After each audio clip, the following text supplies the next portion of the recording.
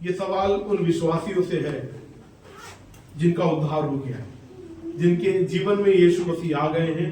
सोचिए, एक कल्पना कीजिए कि आप अपने घर पर हैं या आप कहीं पर गए हैं, वहां पर कोई एक परिवार अपने किसी एक प्रिय जन को आपके पास में लेकर आता है, ये सोचते हुए कि ये विश्वासी है, ये यीशु मसीह के जन है। और जब यीशु मसीह के जन जब प्रार्थना करते हैं तो भाई दुष्ट आत्माएं निकल जाती हैं। सोचिए, यही कल्पना कीजिए कि आप कहीं पर है या आप अपने घर के अंदर है, कोई परिवार आपके पास में आया और बोलता, भैया दीदी प्लीज मेरी मदद करें, मेरा जो बेटा है, मेरी जो बेटी है, ये दुष्ट आत्मा से इतने समय से परेशान है, कृपया करके आप इनके लिए प्रार्थना करें। क्या हम ये सोचेंगे कि क्या मैं अगर इसके लिए प्रार्थना करूंगी या करूंगा तो कहीं इसकी दुष्ट आत्मा मेरे ऊपर ना आ जाए?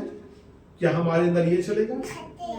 या हमारे अंदर ये चलेगा, पता नहीं मेरी प्रार्थना करने पर पता नहीं क्या कहते हैं भाई, निकलेगी या नहीं निकलेगी? क्या हमारे अंदर ये चलेगा? या हमारे अंदर एक प्रकार का डर रहेगा, मैं कैसे करूं, मैं करूं या नहीं करूं, कैसी स्थिति होगी? सोचो, कुछ इसी प्रकार की जो स्थिति है, जिस घटना को अभी हम देखने जा रहे हैं मरकुस के सुसमाचार के अंदर। और मरकुस जो है किसका चेला था? यीशु का चेला नहीं था। मरकुस जो था पतरस का चेला था। मरकुस पतरस का चेला था। पतरस के साथ सेवकाई करते करते प्रभु ने उसको बढ़ाता चला गया, प्रभु ने उसको इस्तेमाल किया। और यहां पर जो सेवकाई जो इसकी है, मरकुस की जो सेवकाई है, यहूदियों के बीच में, यहूदी लोगों के बीच में नहीं है उसकी सेवकाई। उसकी जो ज्यादातर जो सेवकाई है गैर यहूदियों के बीच में। और यहां पर एक घटना घटी है और मेरे साथ निकाले मरकुस उसका 9वां अध्याय। जब आप 9वें अध्याय में पढ़ेंगे तो आप देखेंगे शुरुआत के 13 पद तक आप देखेंगे यीशु मसीह का रूप। यीशु मसीह जो है पतरस को, याकूब को और यूहन्ना को एक पहाड़ पर लेकर गए और वहां पर इस पतरस ने, याकूब ने, यूहन्ना ने यीशु मसीह के रूपांतरण को देखा है। यीशु मसीह के साथ भाई और 2 जन को देखा है और वो डर के मारे बोलने लगे, भाई क्या हम तुम तीनों के लिए वेदियां बनाएं? और वहां पर जब यीशु मसीह उस रूपांतरण से जो उनसे बात करके जब वो आते तो बोलते ये बात किसी से ना कहना। और वहां पर क्या है कि जब वो तीनों नीचे उतर रहे हैं, वो चारों नीचे उतर रहे हैं, यीशु मसीह नीचे उतर रहे हैं, यूहन्ना नीचे उतर रहे हैं और भाई याकूब नीचे उतर रहे हैं और पतरस जब नीचे उतर रहे हैं तो वहां पर एक सीन क्रिएट हो गया है। वहां पर एक घटना हो गई है जिसमें बाकी जो 9 चेले हैं उनको भाई क्या कहते हैं, शास्त्रियों ने घेर लिया है। जो सिखाने वाले हैं, जो विद्वान लोग हैं, उन्होंने घेर लिया है। बहुत बड़ी भीड़ ने घेर लिया है। और देखो यहाँ 14 पद से यहाँ पर पढ़े क्या हो रहा है। जब वह चेलों के पास आया तो देखा कि उनकी चारों ओर बड़ी भीड़ लगी है और शास्त्री उसके साथ विवाद कर रहे हैं। ठीक है, तो यहाँ पर जब वो चारों नीचे उतरे हैं, तो जो शास्त्री लोग हैं किनके साथ में विवाद कर रहे हैं? उन 9 चेलों के साथ में विवाद कर रहे हैं। और विवाद जो कर रहे हैं उसका कारण हमें नीचे पता चलेगा। उसे विवाद कर रहे हैं और एक बड़ी भीड़ भी वहां पर, लगभग 15 से 20,000 लोग यहाँ पर हैं।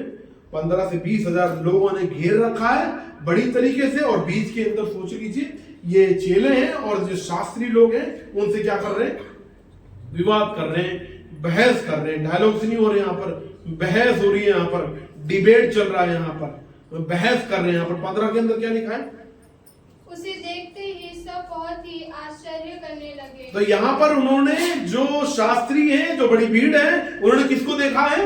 उन्होंने यीशु मसीह को देखा, उन्होंने उन 3 चेलों को देखा और उनको देख के एकदम से क्या हो गए, बहुत चक्के रह गए, सरप्राइज हो गए, आश्चर्य हो गए हैं। और भाई उन चेलों को छोड़कर, उन 9 चेलों को छोड़कर यहाँ पर उनका रुख जो गया है अब यीशु मसीह की तरफ हो गया है। और यहाँ पर क्या आगे देखिए क्या लिखा है, और उसकी ओर दौड़कर उसे नमस्कार किया। उसकी ओर दौड़कर क्या करा उन्होंने, उसकी ओर दौड़कर, यीशु मसीह की ओर दौड़कर, यीशु मसीह के पास आकर इन भीड़ ने, इन शास्त्रियों ने क्या करा, उसको नमस्कार किया।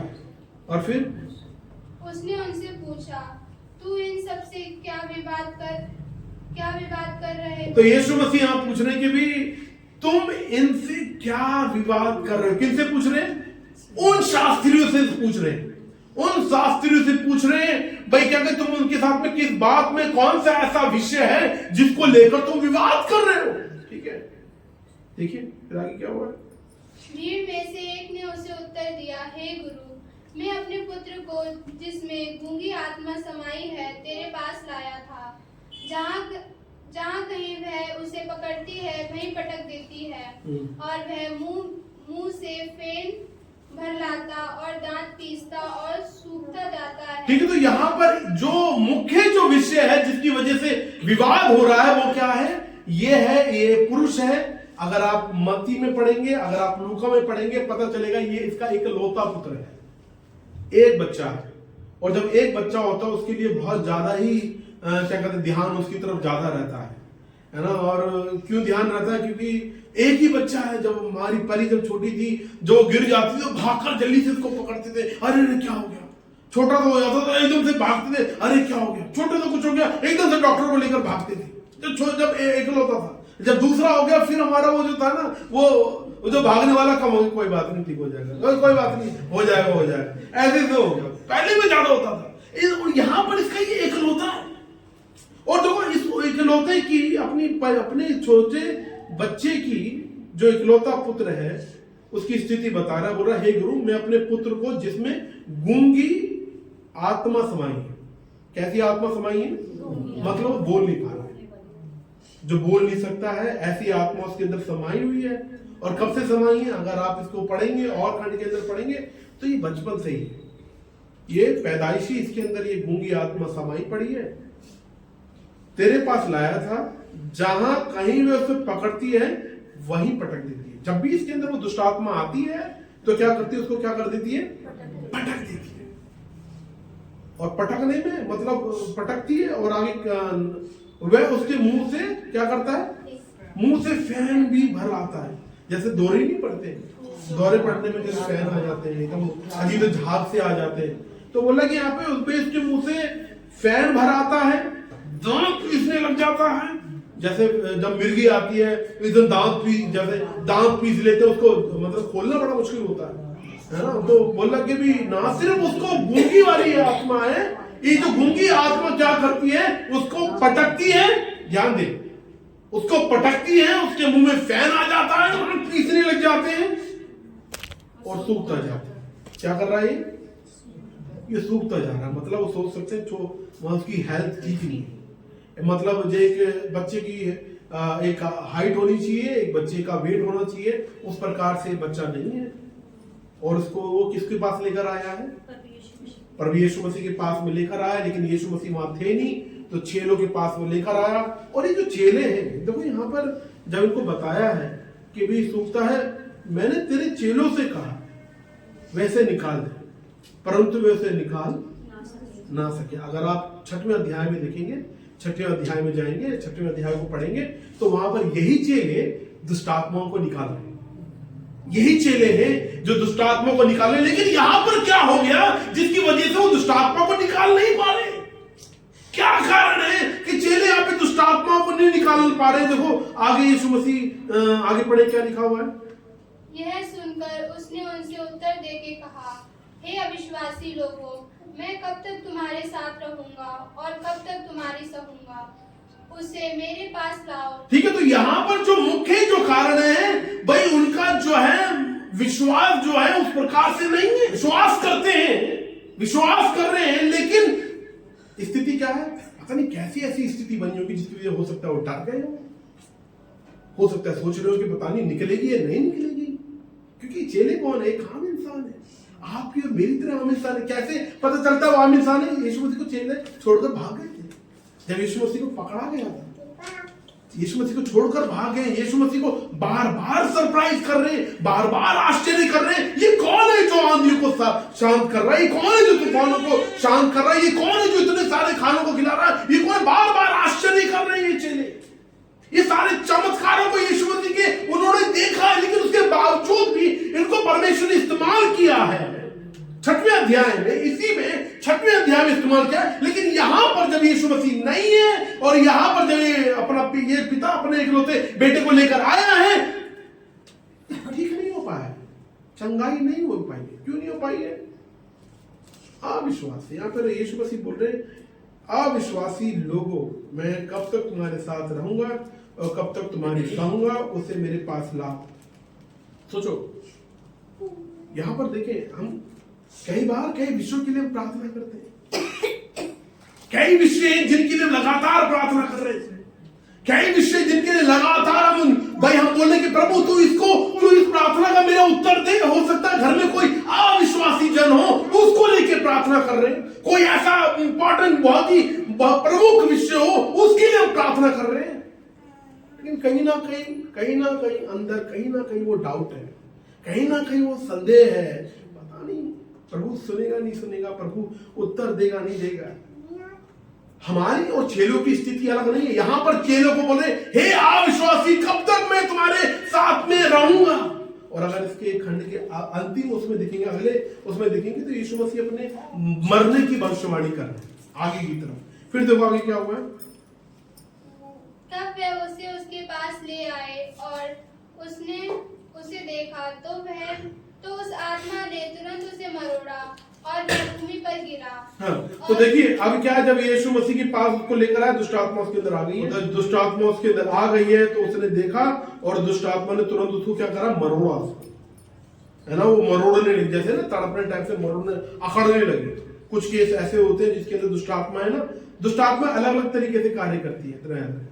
एक होता है किसी के अंदर समा गई और आपको पता चल रहा, हाँ भाई इसके अंदर आ गई है, अब लेक भेग से आ गई है, और दिख रहा उसके अंदर वो अजीब सी शक्लें बना रही है ना, अजीब सा हो रहा है, तुम्हारी तरह अजीब से देख रही है। जैसे एक बहन आई होगी, आपने देखा होगा, यहाँ खड़ी थी, वो अजीब सी शक्लें बना रही थी, मेरे को कभी आंखों को ऐसे करके देख रही थी, कभी आंखों को ऐसे करके देख रही थी, और मेरे को ऐसे करके देख रही थी। तो वो दिख रहा था कि हाँ कुछ हो रहा है इसके अंदर, कुछ चल रहा है। लेकिन कभी कभी दुष्टात्माएं कभी ऐसे नहीं करती है, नॉर्मल तरीके से रहेगा, पता नहीं चलेगा कि हाँ इसके अंदर दुष्टात्मा है। लेकिन जैसे ही आप प्रार्थना करने लगेंगे, जैसे ही आप भजन गाने लगेंगे, जैसे आपने प्रार्थना करनी शुरू करी, दुष्टात्मा ने एकदम से वो हो गया, उसके अंदर अजीब सा हो गया, उसको बेचैनी से लगने लग जाएगी, उसको घबराहट सी लगने लग जाएगी, उसको अजीब सा अंदर, वो खेल नहीं रहा है, वो अंदर बाहर लेग बैक से नहीं आ रहा, लेकिन अंदर ये तो उसको बेचैनी से होने लग जाएगी, जिसके अंदर दुष्टात्मा है। लेकिन यहां पर जो सीन है, उसके बाहरी तरीके से उसको मरोड़ रही है, उसको तोड़ रही है, और उसको भूमि पे गिरा दिया उसको। और क्या हुआ, उसके मुंह से झाग निकलने लग गए, फैन बहाते हुए लौटने लग गया। लौटने मतलब कुछ ऐसे लगा लो, मैंने एक जगह गया था, दुष्टात्मा एक व्यक्ति के अंदर आई, और वो पता कैसे कर रहा था, बड़ी तेजी, नॉर्मल व्यक्ति ऐसे लौट नहीं सकता है, वो ऐसे बड़ी तेजी ऐसे रोल कर रहा है, ऐसे करके रोल, कुछ ऐसी लगा लो। यहां पर क्या कर रहा है, यहां पर ये जो दुष्टात्मा जो इसके अंदर आ गई है, वो लौट कर रोल टाइप से ऐसे कर रहा है। तो कोई, अगर आपने कभी यीशु मसीह के नाम से कभी प्रार्थना नहीं करी है, आपके लिए फर्स्ट एक्सपीरियंस है, और आपके पास में ऐसा कुछ आ जाए तो क्या होगा, और ऐसे रोल करने लग जाए, मुंह से झाग निकलने लग जाए, अजीब सी शक्ल बनाने लग जाए, आप भागेंगे या फिर क्या कहते हैं, डट कर यीशु मसीह के नाम से प्रार्थना करेंगे, क्या होगा। वो सोचो, हो सकता है कि चेलों के पास ऐसा वाला पहली बार आया हो, पहले जो आए हो अलग प्रकार के हो, यहाँ पर अलग प्रकार का, क्योंकि वो झाग भी निकाल रहा है, वो दांत भी पीस रहा है, वो लौट भी रहा है, और अगर आप दूसरे खंडों में पढ़े हुए तो वो बोल रहा कि जो मेरा बेटा है, इसको कभी ये आग के अंदर डाल रही है, ये दुष्टात्मा जब आ रही है तो आग के अंदर मरने के लिए डाल रही है, कभी पानी के अंदर डाल रही है, ये जो दुष्टात्मा है। और यहाँ पर कुछ जो अलग प्रकार का ये जो दुष्टात्मा का है, हो सकता है इसको लेकर चेले घबरा गए, उनके अंदर अविश्वास आ गया, वो ढूंढ रहे हो, अरे यीशु मसीह कहाँ है, यीशु मसीह कहाँ है। तो ये तो यीशु मसीह बोल रहे हैं कि मैं कब तक तुम्हारे पास में रहूंगा। आगे देखिए क्या लिखा है 21 में। उसने उसके पिता से पूछा, इसकी यह दशा कब से है? उसने कहा, बचपन से उसकी दशा है। हाँ जी। उसने इसे नष्ट करने के लिए कभी आग और कभी पानी में गिराया, परंतु यदि तू कुछ कर सके। तो क्या बोल रहे हैं यहाँ पर, ये समस्या सिर्फ चेलों की नहीं है, ये समस्या सिर्फ चेलों की नहीं है, ये समस्या उसके पिता की भी है।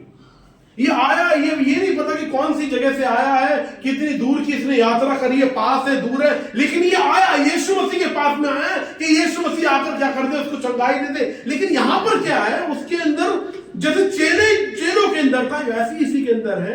और यहाँ पर भाई क्या कहते हैं, बाइबल क्या लिखा है, उसने उसे नष्ट करने के लिए कभी आग में कभी पानी में गिरा, परंतु यदि तू कुछ कर सके, मतलब इसके अंदर ये बात क्यों है, यदि तू कुछ कर सके। ये बहुत सारी जगह गया होगा। क्या उस समय में जादू टोना करने वाले नहीं होंगे, है ना, झाड़ा देने वाले नहीं होंगे उस समय में, है? क्या उस समय में ऐसे व्यक्ति नहीं होंगे जिनके पर भाई उस समय के देवी देवता खेलते हो उनके पास, और उनके पास लोग लेकर जाते हो, वहां पर वो उनको बबूती देते हो, कुछ चीजें देते हो। क्या ये गया नहीं होगा वहां पर? ये सब जगह गया होगा। इसने सब जगह, भाई किसी ने बोला फलाने जगह चले जाओ, वो फलाने जगह चला गया, किसी ने बोला यहाँ चले जाओ, वहां चला गया, उसने सब जगह का पानी पी लिया, घाट घाट का पानी पी लिया उसने। और सब जगह में क्या हो रहा है कि क्या होता है, देखो मैं अपने घर का एक्सपीरियंस बताता हूँ। हमारे घर के अंदर क्या होता था, जब दुष्टात्मा का होता था बलि चढ़ाई, थोड़े टाइम तक भाई देवी देवता शांत हो, उसके बाद दोबारा फिर हो गया, फिर बलि चढ़ाई, फिर दोबारा हो गया। तो यहाँ पर सोचो, ये कुछ ऐसी सीन यहाँ पर हो सकता है, यहाँ पर चल रहा हो, यहाँ पर कुछ ऐसे ही चल रहा हो, इसीलिए इसके अंदर आगे यदि तू कुछ कर सके। और यहाँ पर यीशु मसीह उसको कुछ जवाब देते हैं, क्या बोलते हैं यहाँ पर? यीशु ने उससे कहा, यदि तू कर सकता है, क्या बात है, विश्वास। ये क्या बात है? यीशु मसीह बोल रहे कि यदि तू कुछ कर सकता है, ये क्या बोल रहे? तुम यहाँ पर, तुम मेरे पास में आए हो, तुम बोल रहे यदि तू कुछ कर सके, ये क्या बात है? आगे यीशु मसीह कुछ उसको बताते हैं, विश्वास करने वालों के लिए सब कुछ हो सकता है। तो यहाँ पे यीशु मसीह क्या बोल रहे हैं? विश्वास करने वालों के लिए क्या हो सकता है?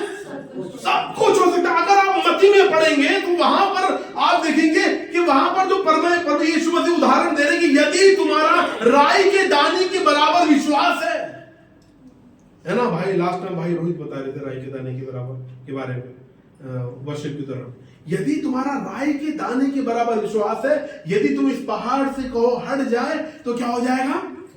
हट जाएगा। वहां पर यीशु मसीह उस उदाहरण को दे रहे हैं यहाँ पर। तो यहाँ पर यीशु मसीह बोल रहे हैं कि विश्वास करने वालों के लिए सब कुछ हो सकता है। देखो विश्वास के साथ एक चीज और यीशु मसीह एंड में बताते हैं, विश्वास है हमारा, विश्वास है हमारा, लेकिन एक चीज और, दो चीज और ऐड करके यीशु मसीह बता रहे हैं। और देखो यहाँ पर फिर इसका पिता क्या बोलता है? बालक के पिता ने तुरंत गिड़गिड़ाकर कहा, हे प्रभु, मैं विश्वास करता हूँ, मेरे अविश्वास का उपाय कर। ठीक है, तो यहाँ पर क्या बोला? मैं विश्वास करता हूँ लेकिन मेरे अंदर अविश्वास भी है, लेकिन तू उसका क्या कर? उसका तू उपाय कर, उसको तू दूर कर। तो कई बातों के लिए हम लगातार प्रार्थना करते हैं, लेकिन कहीं ना कहीं वो अविश्वास से पता नहीं होगा नहीं होगा। प्रभु को लगातार हम विश्वास के साथ प्रार्थना करके, हाँ प्रभु मैं तुझसे लगातार प्रार्थना कर रहा हूं, और वो अविश्वास के लिए प्रार्थना करें, उस अविश्वास के लिए प्रार्थना करें। और यहाँ पर देखें यीशु मसीह ने उसको ज्यादा बढ़ाई नहीं करा। उसकी देखो 25 में क्या लिखा हुआ है? जब यीशु ने देखा कि लोग दौड़कर भीड़ लगा रहे हैं, तो उसने अशुद्ध आत्मा को यह कहकर डांटा, हे गूंगी और बहरी आत्मा, मैं तुझे आज्ञा देता हूँ, उसमें से निकल आ और उसमें फिर कभी प्रवेश न करना। अच्छा ये बताइए यीशु मसीह ने क्या करा? जब यीशु ने देखा कि लोग दौड़कर भीड़ लगा रहे हैं और भी भीड़ आ रही है, देख रहे हैं, जैसे नहीं होता कि भाई जब आपने देखा होगा कहीं लड़ाई हो रही होगी ना, कहीं रोड पर देखेंगे भाई देखने वाले बहुत ज्यादा होते हैं, छुड़ाने वाले कम होते हैं। एकदम भाई बाइक रोककर, कार रोककर वो देखते हैं, अरे क्या हो गया, क्या हो गया, ऐसे करके देखते हैं। और यहाँ पे कुछ ऐसे लगा लो, यहाँ पर आप देख रहे हैं यीशु मसीह ने देख लिया कि भाई यहाँ पे तो हजूम लगा पड़ा है देखने के लिए कि भाई क्या होने वाला है। भाई जैसे फिल्म नहीं होती, वही ट्रेलर को देखने कुछ ऐसे लगा लो। और यहाँ पर यीशु मसीह ने क्या बोला? यीशु ने उस अशुद्ध आत्मा को ये कहकर क्या करा? डांटा है। देखो कभी भी ऐसा अगर हमारे सामने कभी भी ऐसा आए, कभी भी आ सकता है। मैं तो यही प्रार्थना कर रहा हूँ कि प्रभु हमारी कलीसिया के हर एक परिवार के पास में ऐसे ऐसे लोग आए जो दुष्टात्मा से भरे हो, और वो उनके लिए प्रार्थना करें। आज ही प्रार्थना करी मैंने प्रार्थना करी इसी को लेकर कि प्रभु जो बहन नेहा है उनके पास में ऐसे केस आए, ऐसे लोग आए जो दुष्टात्मा से भरे हों, और बहन नेहा क्या करे? यीशु मसीह के नाम से प्रार्थना करे, डरे नहीं, घबराए नहीं। हमें डरने की क्या जरूरत है? हमें घबराने की क्या जरूरत है? हमारा उद्धार करता, हमारा सर्वशक्तिमान परमेश्वर, जो सर्व उपस्थित परमेश्वर है, वो हमारे साथ में, हमें डरने की क्या जरूरत है? अगर आप एक घटना में पढ़ेंगे यीशु मसीह के पास चेले आते हैं, बोलते हैं यीशु मसीह देख वो तो तेरे पीछे चल नहीं रहा, लेकिन तेरे नाम से दुष्ट आत्माओं के लिए तेरे नाम से प्रार्थना कर रहा है, वो चंगाई दे रहा है। यीशु मसीह के पीछे नहीं चल रहा, लेकिन यीशु मसीह का पर विश्वास करता है। यीशु मसीह उसके जीवन में काम कर रहा, पीछे नहीं चल रहा, किसी और ने उसको बताया होगा, लेकिन क्या कर रहा है, यीशु मसीह के नाम से प्रार्थना कर रहा है। तो यीशु मसीह क्या कर रहे हैं, उसकी प्रार्थना को सुन रहे हैं। कभी भी इस प्रकार के बात आ सकती है, किसी प्रकार के लोग परेशान लोग हमारे पास आ सकते हैं, क्योंकि सामर्थ हमारे अंदर नहीं है। हम एक मांस का टुकड़ा है, हमारे अंदर कोई सामर्थ नहीं है, मेरे अंदर कोई सामर्थ नहीं है, इतना याद रखें। हम हमेशा ये सिखाते हैं कि पादरी की ही प्रार्थना से सब कुछ नहीं होता, एक विश्वासी की प्रार्थना से भी बहुत कुछ हो सकता है। जितना ये नहीं है कि कुछ लोग बोलते हैं ना भैया आप पादरी तो परमेश्वर के ज्यादा करीब होते हैं, ऐसी बात नहीं। जितना एक विश्वासी करीब है उतना एक पादरी करीब है। परमेश्वर ना पादरी में ना विश्वासी में कोई भेदभाव नहीं करते, वो दोनों उनके लिए एक समान, उनका प्रेम दोनों के लिए कभी कम नहीं होता। सोचो ऐसा कोई अगर आपके सामने परेशान परिवार हो गया, कोई व्यक्ति आके जो दुष्टात्मा से परेशान है, तो क्या करेंगे? भाग जाएंगे, मुझे कॉल करेंगे, कलीसिया के किसी अगुवे को, लीडर को कॉल करेंगे, या खुद ही प्रार्थना करेंगे। और प्रार्थना में कैसे? एक चीज याद रखें, जब प्रार्थना करें ये मत पूछे तेरा नाम क्या है, कहां से आई है, कब से, मतलब यीशु ने क्या करा, तरीका क्या, यीशु ने क्या करा, डांटा उसको, क्या करा, उसको डांटा है यीशु मसीह। देखो इतना है, ये समझने की जरूरत है। हम ये मानते हुए आए, हम ये मानते हैं कि दुष्ट आत्माएं, जो आत्माएं भटकती हैं, यहाँ पर हम पूर्वज सुनते हैं कि आत्मा भटकती है, लोग मर गए तो यहाँ भटकते हैं, उनकी आत्मा भटकती है। नहीं, आत्मा भटकती नहीं है। ध्यान दे, वो कौन है जो किसी भाई विकास का नाम लेकर, राहुल का नाम लेकर, या किसी फलाने का नाम लेकर किसी दूसरे के अंदर घुस रहा है? वो कौन है? देखो, जो व्यक्ति मरा, ध्यान दे, बहुत इंपॉर्टेंट बात है, जो व्यक्ति मरा, मरती या तो स्वर्ग या नरक, वहां से वापसी नहीं है। गया तो गया, और वहां से इधर उधर भी नहीं हो सकता बीच में कोई परगैट्री भी नहीं है। जैसे कैथोलिक लोग विश्वास करते हैं भाई अच्छे बुरे कर्म करने वाले परगैट्री के अंदर चले जाते हैं, वो ऐसी बीच की जगह भी नहीं है, या तो आर या पार, स्वर्ग या नर्क, यही बात है। अब ये सवाल उठता है कि वो नाम लेकर कौन आ रहा है, कौन है? वही जो शैतान के साथ में, लूसीफर के साथ में, इब्लिस के साथ में उन स्वर्गदूतों को गिराया गया, वही है जो जब गिराए गई वो सारी दुष्टात्माएं बन गई।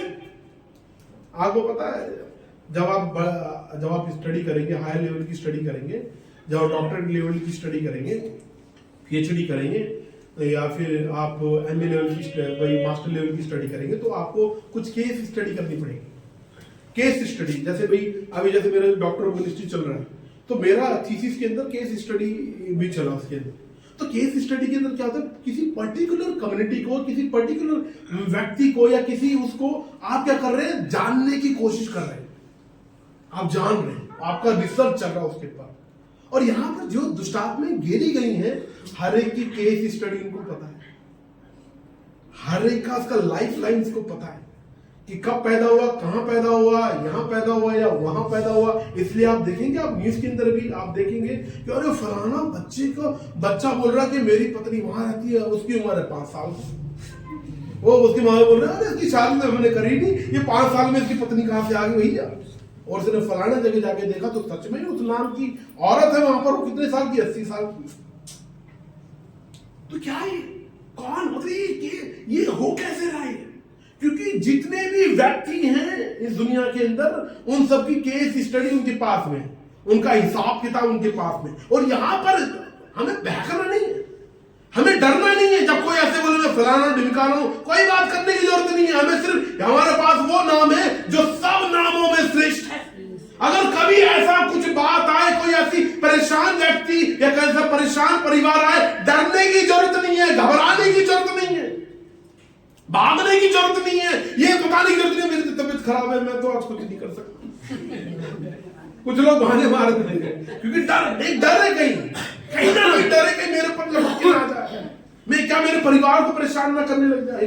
एक बार मेरे को फोन आया, भैया मैंने ना उस एक ऐसे बात हुई थी, और मैंने प्रार्थना करी, मेरी तो कल से तबीयत खराब हुई। और यहाँ पर देखिए यीशु ने डांटा इसको, और डांट के क्या बोला, दोबारा परेशान मत करना इसको। और कब से परेशान कर रही है? बचपन से। यीशु ने उसको डांटा है, इसको बोला दोबारा इसके अंदर प्रवेश नहीं करना। 26 में क्या लिखा है? तब वह चिल्लाकर और उसे मरोड़ कर निकल आई और बालक मरा हुआ सा हो गया। यहाँ तक कि बहुत लोग कहने लगे कि वह मर गया। परंतु यीशु ने उसका हाथ पकड़ के उसे उठाया और वह खड़ा हो गया। ठीक है, तो देखिए यहाँ पर क्या हुआ है, ये जो जब यीशु ने इसको डांटा है उसको निकलने के लिए, वो चिल्लाकर उसमें से उसे को मरोड़ कर निकल आई और बालक मरा हुआ सा हो गया। मतलब थोड़ी देर के लिए मतलब अनकॉन्शियस हो गया हुआ। कई बार मतलब जो दुष्टात्मा होती है ना, तुरंत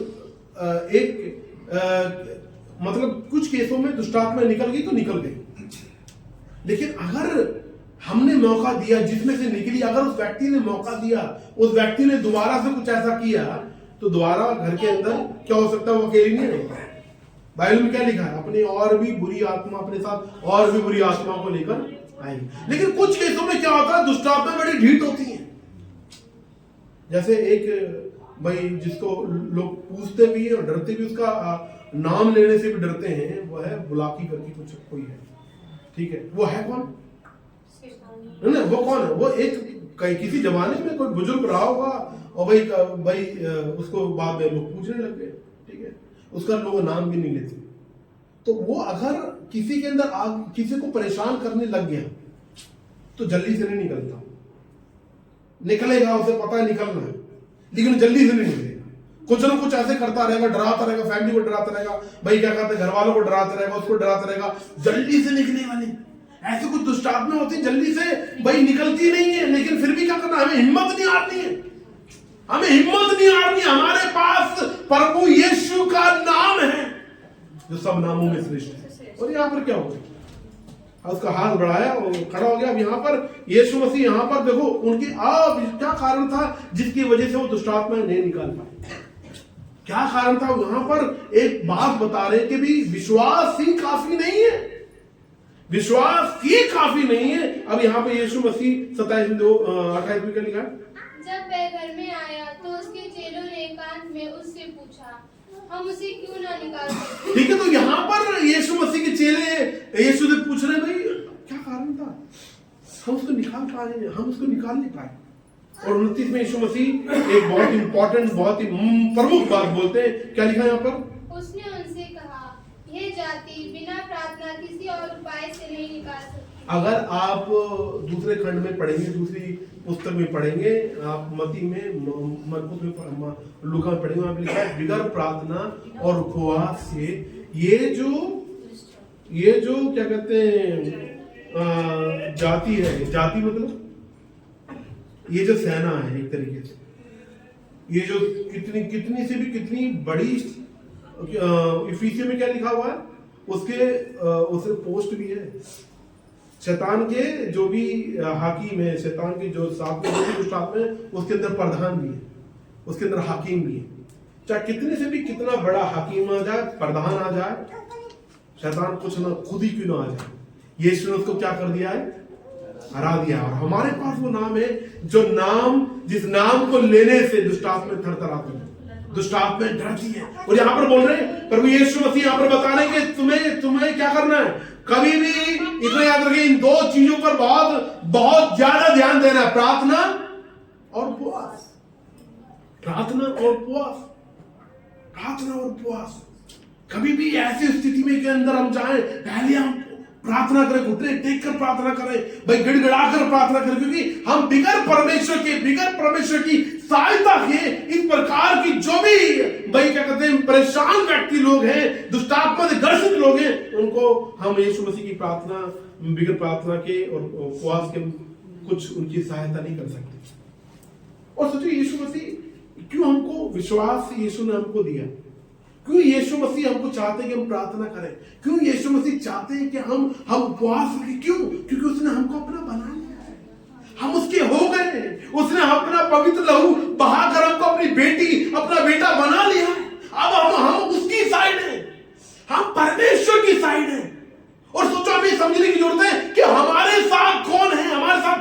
सेनाओं का यहोवा है, वो राजाओं का राजा है, जिसके नाम से भाई क्या कहते हैं कुछ भी हो सकता है। प्रभु क्या चाहते हैं? प्रभु चाहते हैं कि हमारा विश्वास बढ़े। प्रभु चाहते हैं कि हमारा प्रार्थना का जीवन बढ़े। प्रभु चाहता है कि हम लगातार चुपके से गुप्त में अपने उपवास की प्रार्थना किसी भी दिन रख के करते रहें, ताकि हम उसके अंदर बढ़ते रहें। और पता है शैतान क्या चाहता है? हमारी कौन सी चीज को ज्यादा वो हमको गिराना चाहता है?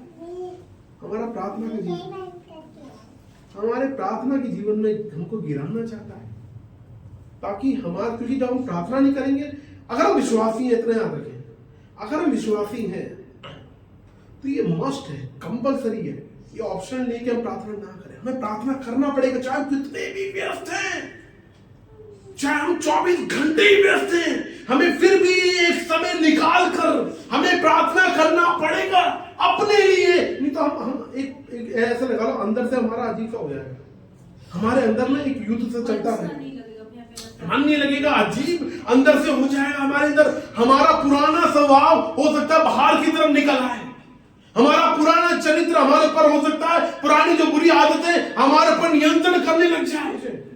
प्रभु यीशु मसीह बोल रहे हैं कि प्रार्थना में ध्यान दो। प्रभु यीशु मसीह बोल रहे हैं उपवास पे ध्यान दो। और मेरी यही प्रार्थना में यही प्रार्थना कर रहा हूं, आज ही मैंने प्रार्थना करी है कि प्रभु हमारी कलीसिया के हर एक लोगों के पास, अनीता दीदी के पास में, हमारी नीलम दीदी के पास में, हमारी संजू दीदी के पास में, चाची के पास में, भाई रोहित के पास में, पापा के पास में, भाई योगेश के पास में, बबीता दीदी के पास में, जूही बहन के पास में, दीपक भाई के पास में, आकांक्षा के पास में, ऐसे ऐसे कोमल दीदी के पास में, भाई ऐसे ऐसे लोग आए जो दुष्टात्मा से परेशान हो और विश्वास के साथ प्रार्थना में भरकर क्या करें, उनको डांटे। क्या करें? ये उसकी तरह ना करें जो भाई क्या कहते हैं, वो जो पौलुस जिस पर विश्वास करता है मैं उसी के नाम से क्या करते हैं, निकालता हूं। क्या करते हैं फिर वहां पर? उनकी दुष्टात्मा क्या करते हैं? उनको भगा भगा के मारती है। लेकिन हमारे पास उस नाम को समझे, उस परमेश्वर को समझे जो सब नामों में श्रेष्ठ है, वो हमारी तरफ है। और मेरी प्रार्थना में आप सबके लिए प्रार्थना करता हूं, प्रभु यीशु मसीह आपको इस वरदान से भरे, प्रभु यीशु मसीह आपको इस आत्मिक दान से, वरदान से भरे, ताकि जब आप किसी के लिए प्रार्थना करें तो प्रभु यीशु मसीह प्रार्थना को सुने।